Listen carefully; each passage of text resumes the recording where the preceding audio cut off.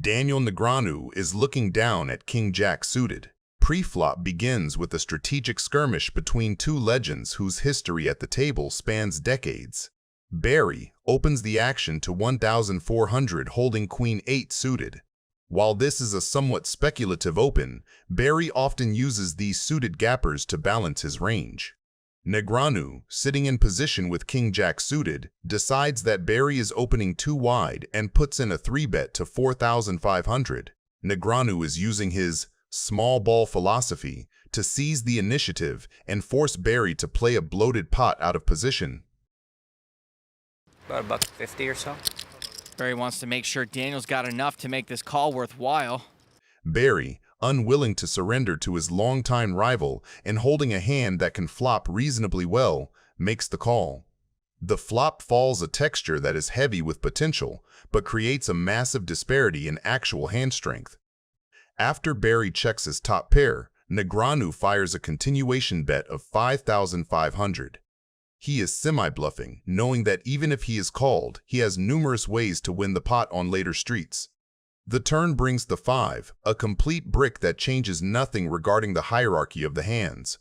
Barry checks for a second time, sticking to his defensive line. Negreanu now faces a critical strategic fork in the road. 12-5.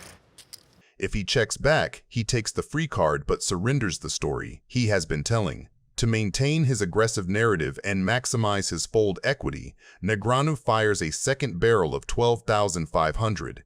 By betting here, he is representing a premium overpair like pocket aces or pocket kings, trying to force Barry to fold a weak queen or a 10. Barry, however, remains skeptical. The river is the 4, a card that essentially represents the end of the line for Negreanu's draws. However, the story he has told is incredibly strong. He decides to empty the clip, firing a massive third barrel of 32,500. This is a highly polarized wager. He is either sitting on the absolute nuts or a complete airball. He is putting Barry to a final, expensive test. Bet 32.5. Daniel bets 32,500 and Barry calls and wins. Big as it gets. Yeah. I almost gave up and was like, what the hell? How can I just check that hand? Daniel Negreanu is looking down at Queen 6 offsuit. Money. Yeah. But $1 million's more. Yeah, $1 million is more. Pre-flop begins with a strategic mismatch that perfectly illustrates the small ball philosophy in action. Negreanu, holding Queen 6 offsuit on the button, initiates a standard positional raise to 2,000. To a conservative player, this hand is a clear fold, but for Negreanu, the actual cards are secondary to the situation. 2,000. He comes out firing, makes it 2,000. I'm doing the diamond check, see if I have a diamond. There's 3 there. 2 here is 5. That's a flush. Okay, call. Daniel makes the call. The turn brings the 7, a card that fundamentally shifts the hierarchy of the hand. Mike has now improved to trip 7s, a massive monster in a relatively small pot. Mike continues his aggression, firing 5,000 into the middle. From Negreanu's perspective, the board pairing the middle card is a classic scare card. I call. And he makes the call. But the most interesting part of the hand is Mike's sizing. By betting small, Mike is trying to ensure he gets called, but he is actually allowing Negreanu to make an easy investigative call. Uh-oh. Really? What do you got over there, buddy? Did you get lucky and catch a 7? You get lucky and catch a 7, or are we splitting this pot with a queen, you think? Well, think about it. You are a genius when it comes going back and forth. I'm a little worried that you hit the 7, and you made 3 7s on the turn. Let me check. He did, didn't he? Oh, no. I have to see it. Daniel pays to see it. There it is. You had the 7. 7. Oh, no. Oh, good hand. I had the queen. I know. I was right. He had the 7. I just forgot to fold. But you know what? You made a good bet. 5,000 was a good bet. I wouldn't have called more. Well, you taught me that. Daniel Negreanu is looking down at 7-4 suited. Pre-flop initiates a classic confrontation between the godfather of poker Doyle Brunson and the master of the modern era, Negreanu. The action begins with Barry opening the pot, but the real narrative starts when Negreanu decides to flat call holding 7-4 of clubs. This is a quintessential Negreanu move. He is playing a speculative, suited hand for its implied odds, banking on his ability to navigate post-flop streets and outmaneuver his opponents if he connects. 66 is the total, right? So I owe 52, right? I just wanted to put Barry on tilt. I'm in the mood. I'm in the mood too. You're in the mood. And you bought another 100, right? I got something to win if I hit. Daniel calls. It was no surprise that the two guys I was against came after me the next hand. The flop falls a texture that is deceptively dangerous for both players. For Brunson, his pocket aces remain a dominant overpair, though the paired board introduces the theoretical threat of a 10. For Negreanu, he has flopped a pair of sevens, which on this specific board acts as a treacherous middle pair. Brunson, sticking to his aggressive power poker philosophy, fires a heavy continuation bet of 18,000. He is testing Negreanu, essentially asking if he has the 10 or if he is willing to lose it all with a smaller pair. Negreanu, known for being incredibly sticky when he feels his opponent might be over-representing big cards like ace-king or ace-queen, makes the call. He is convinced that Brunson's bet could easily be a standard positional stab, and his pair of sevens feels like a sufficient bluff catcher at this stage. The turn brings the 5, a card that structurally changes very little but accelerates the psychological warfare. Brunson, sensing that Negreanu is not going to fold to a standard bet, Guess I just got enough for one bet. Doyle shoves. Every time I watch, Doyle always has kings. Close. Doyle always has kings. I don't feel like you have kings, though. You are 100% correct. Could be drawing completely dead, right, if you have a 10? Daniel's not drawing dead, but it's more likely your marriage will end in divorce than Daniel will catch up here. Got the Doyle Brunson hand, the 10 deuce. Some smells about this hand. Look, I think Russ smells it too. Everything leads me to believe that I should never fold here for some stupid reason. I like Doyle either way, right? So if I win the money, I'll be happy because I've won. And if I lose, it goes to a good guy. It's like a win-win situation. The only thing I can do if it would be bad is fold, get bluffed, feel stupid. So I'll just call it. Daniel calls. You got anything? Oh, that's good. Yeah, I just have a 7. Okay. I have 2 outs. No, just one. Justin folded a 7. Y'all deal once or twice or 3 I do times? twice. It's fine. Whatever you want. I don't care. 2 is good for me. All right. Deal it twice. Maybe we can split it. Maybe I'll get a split. Maybe you'll get a split. And you get a lot of big pairs. I was thinking, how many can you get? The first run for half is a queen. The 6 tray last time. What's that? That blocky last time. Brunson wins the first run worth nearly 112 grand. Apparently Daniel had me beat. Second run is a king. Whoops. Nice hand. Tony G is looking down at ace-8 offsuit, but he's facing arguably the best in the world, Daniel Negreanu, who's holding jack-9 offsuit. Tony calls I'm going to raise you. Nothing crazy, just 2 more. to 2,800. I'm committed. Tony calls. Committed to the river. He's committed. The flop comes queen 10 deuce rainbow. The check from Tony indicates he's not as comfortable committing to the pot as he was pre-flop, so Daniel will now be looking to apply pressure. He bets $3,500, which doesn't really give Tony a read, so I don't see how he could fold here. Tony calls. He's committed. Well, he qualified. He's got hot with ace high. The turn, 5 of clubs. The turn changes nothing, and Tony checks again. I think Daniel has no choice but to keep attacking here. That's 7,500.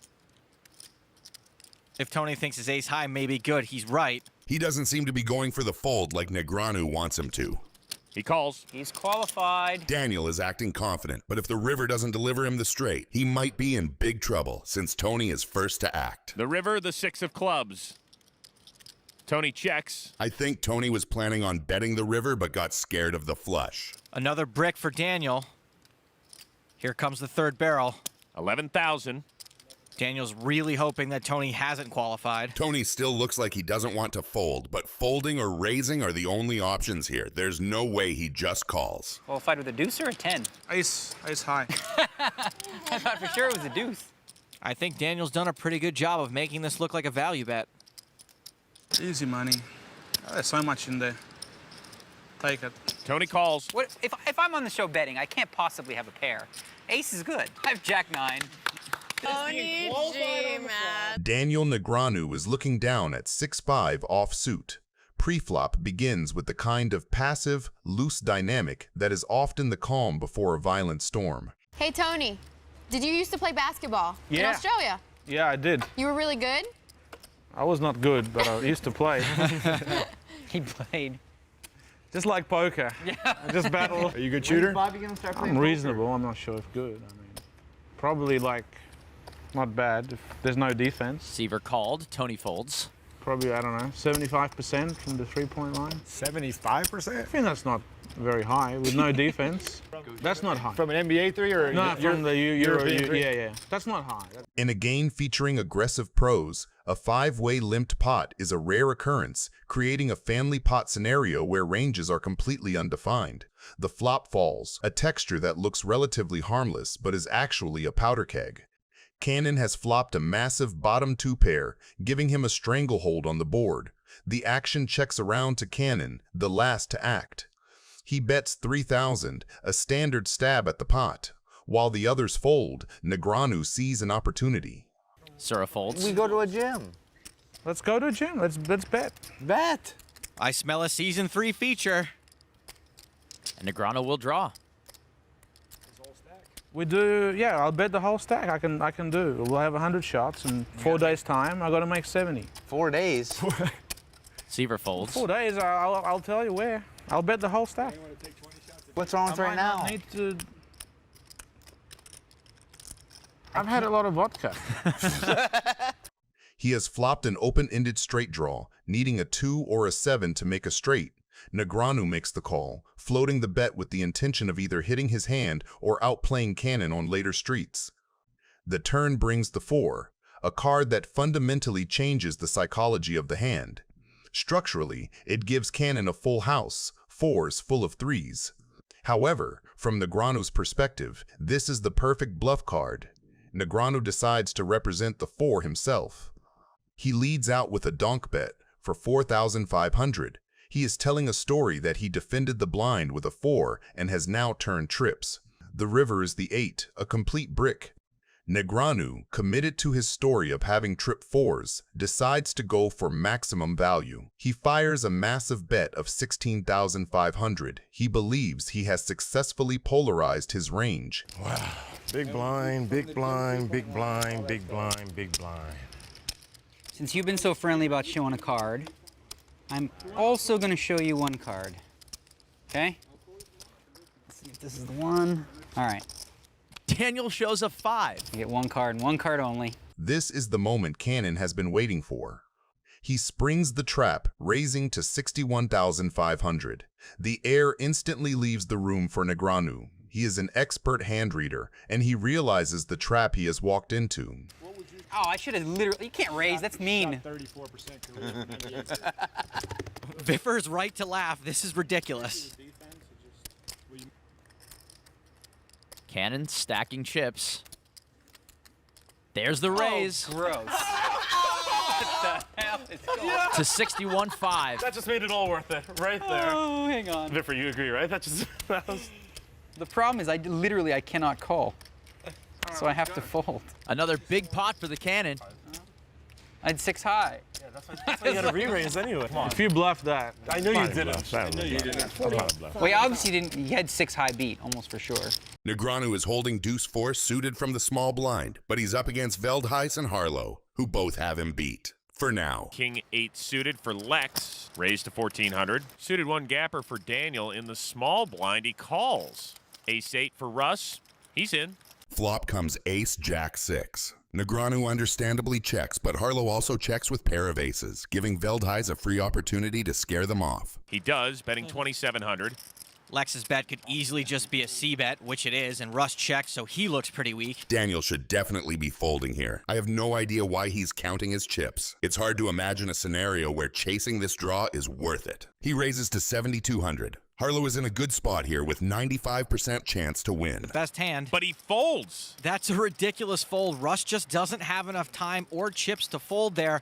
Why call pre-flop if you're going to fold top pair? This is why you must attack first on the flop, especially with pair of aces. This could easily be a bluff, but Veldhuis has to think carefully, because even though he's got 80% equity, a king high is not something you usually call with on this flop against Negreanu. Lex calls. A stone float.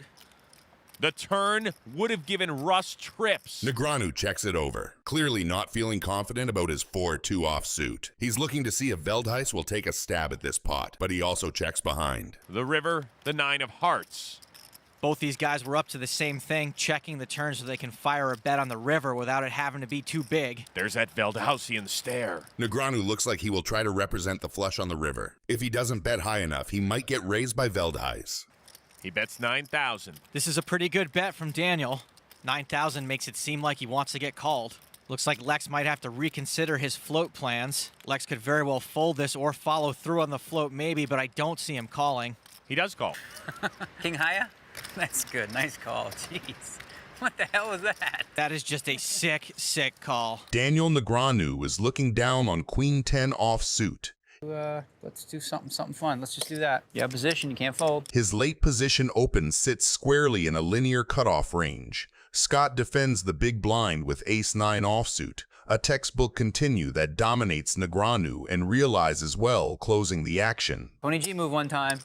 Little dark fire. Because Negreanu bets in the dark, his $2,200 flop stab isn't tailored to the texture that appears. On this board, the big blinds defend has more one-pair coverage while the opener keeps the higher overpairs and sets, though those are a thin slice. By only calling, he keeps Negreanu's bluffs alive, protects his check range, and avoids isolating himself against better jacks and sets. I don't want to see it. Another 9. What is it? Tell me. It's the 9 of spades. Yes! Okay. A paired top card massively benefits the blind's defend, which contains far more 9x. Negreanu's second bet in the dark for $5,600 is now functionally capped and almost never a 9. Yeah, see, that was stupid. Oh, brother. Kind of stupid of me to do that. I want to see the river. Show me a rabbit hunt. Daniel folds. Okay. Phew. No, I didn't.